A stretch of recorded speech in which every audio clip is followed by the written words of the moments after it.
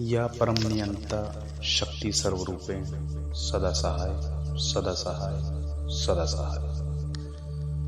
अनमना पंथ के प्यारे सिद्धांतियों, आप सबके बीच में अनमना पंथ का जो अखंड निशान है,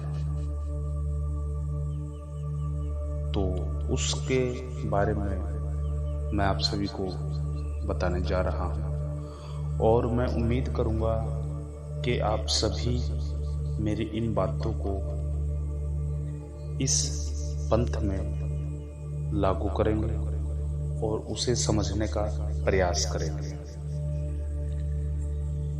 तो अनमना पंथ में जो हमारा बीज मंत्र के रूप में अखंड निशान दिया गया है, अखंड का मतलब है कि जो कभी भी खंडित नहीं हो सकता। बीज मंत्र के रूप में हम उसको जपते हैं, ध्याते हैं या उसका सिमरण करते हैं। तो इसके बारे में पूरा खुलासा मैं आज आप सभी के बीच में कर रहा हूं कि हमें ये किस प्रकार से बीज मंत्र का उच्चारण करना है या किस प्रकार से हमें इसका ध्यान बनाना है और हम किस प्रकार से इसे करके सांसारिक सुख, हमारे शरीर, मानसिक जो शारीरिक और मानसिक तनाव है वो दूर कर सकते हैं, बीमारियों को दूर कर सकते हैं और सभी प्रकार की जो मानसिक और शारीरिक शक्तियां हैं उन्हें हम हासिल कर सकते हैं। तो इसके लिए आप सभी को, अगर कोई अपनी आध्यात्मिक यात्रा पूरी करना चाहता है या कोई भक्ति जिसके अंदर वास करती है, तो सबसे पहले उस इंसान को एक अनुशासन में बंधना बहुत ही जरूरी है। क्योंकि हम जिसे मान रहे हैं, इस परम शक्ति को, वो इस ब्रह्मांड की जो संचालक है, रचयिता है, वो भी खुद वचनों में या अनुशासन में या अपना संतुलन बनाए हुए है। किसी भी प्रकार से हम इसे बोल सकते हैं, क्योंकि अगर प्रकृति अनुशासन में है तो लाजमी सी बात है हमें भी अनुशासन में ही रहना पड़ेगा और हमें भी अपने जो रूपरेखा है हमारे दिनचर्या की, वो भी हमें अपने आप ही मैनेज करनी पड़ेगी। जिस प्रकार दिन और रात 12-12 घंटों के होते हैं, ये सदा से ही सिस्टम 12-12 घंटों का चलता आया है। तो कभी भी ऐसा नहीं होता कि 15 घंटे की रात हो गई और 9 घंटे का दिन हो गया, ऐसा कभी भी नहीं होता। अगर सूर्य को 6:38 पे उगना है सुबह, तो वो 6:38 पर ही उगता है, क्योंकि समय के अंदर ये प्रकृति भी खुद बंधी हुई है और हमें इसका संतुलन भी इसी प्रकार से हमें करना है।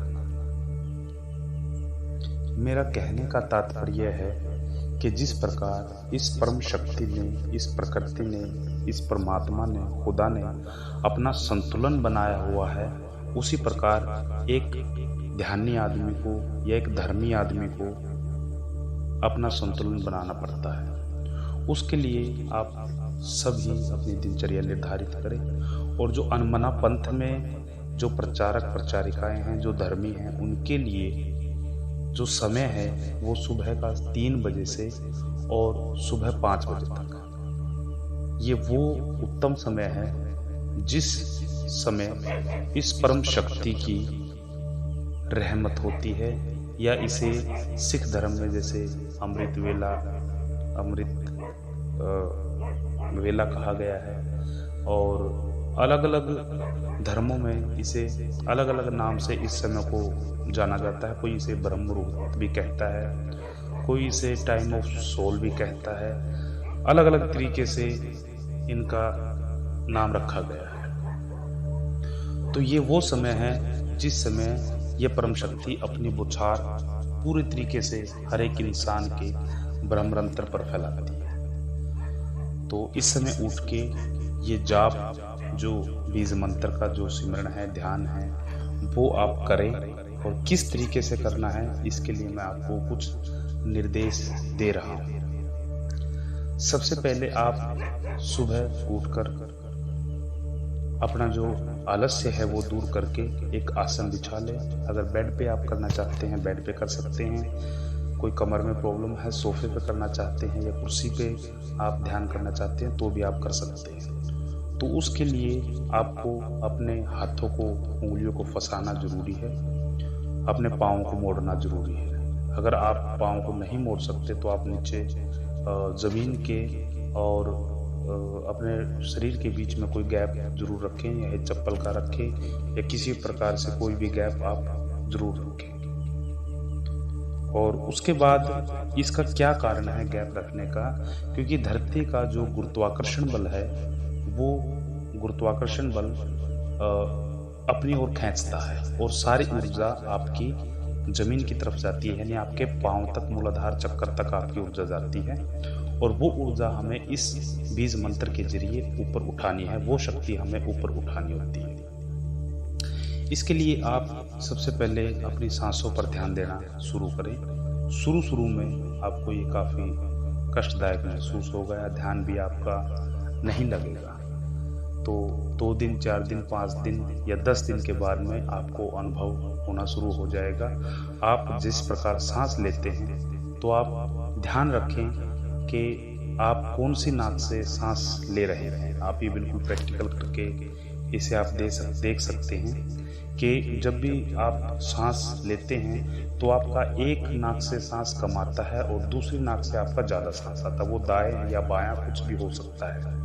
और जब दोनों नाकों से सांस बराबर आता है तो वो आपकी सुषुम्ना नाड़ी के अंदर से सांस आपका गुजरता है। तो जिस समय आप सांस जल्दी लेते हैं तो आपके विचार भी जल्दी ही आते हैं। मेन मुद्दा क्या है, मेन मकसद क्या है कि विचारों का खत्म करना। अगर शरीर में मन में अगर विचार नहीं होंगे तो आपका मन बिल्कुल खाली रहेगा और आप उस परम शक्ति को, उस विराट अस्तित्व को जानने में सक्षम होंगे। तो जैसे आप सांस लेते हैं और छोड़ते हैं, तो सांस लेने के बाद और छोड़ने से पहले आपका जो पॉइंट है, मेरी बात आप समझ लीजिए। जैसे आप सांस ले रहे हैं, सांस लेने के बाद और सांस छोड़ने से पहले का जो पॉइंट है, उसे आप ध्यान में धरें। और ये जो बीज मंत्र है, जो अखंड निशान है, उसका आपको जाप करना है। वो किस प्रकार से करना है? जैसे आपने सांस लिया,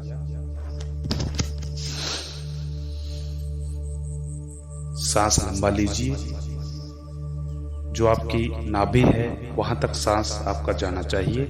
और फिर जैसे सांस छोड़ेंगे आप,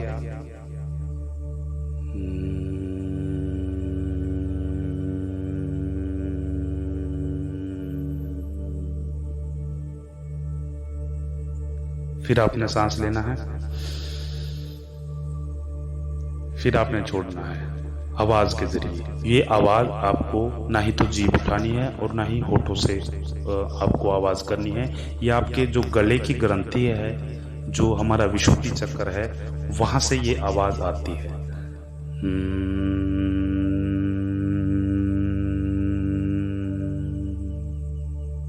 और सांस के साथ में ये आपने जो गुंजार है वो गुंजार करना है। इससे बहुत सारी बीमारियां हैं जो, जैसे ब्लड प्रेशर की, इससे ब्लड प्रेशर कंट्रोल रहता है, शुगर खत्म होती है, जो हमारे शरीर की ओरा जो शक्ति है वो हमारी मजबूत होती है, मानसिक शक्ति मजबूत होती है, एकाग्रचित्ता बढ़ती है, स्वप्न कम दिखाई देते हैं, और जो हम काम सोचते हैं, किसी भी प्रकार का जो संसारिक काम है, वो हमारी एकाग्रता के कारण बनते चले जाते हैं। इस मंत्र का आप जाप कम से कम 108 बार या 121 बार आप जरूर करें। इससे क्या होगा कि जैसे जैसे आपके अवचेतन मन में ये मंत्र, ये गुंजार, ये जो बीज मंत्र है वो विराजमान होगा, वैसे ही वैसे आपका माइंड है, आपका उस परम शक्ति के साथ में जुड़ना शुरू हो जाएगा,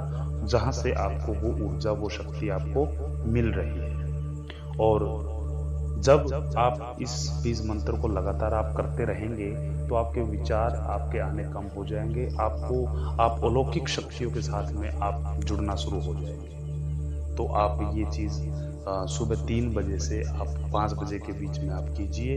और इस जो दिव्य साधना है, मैं दिव्य साधना ही कहूँगा इसको, क्योंकि ये दिव्य तरीके से की जाती है।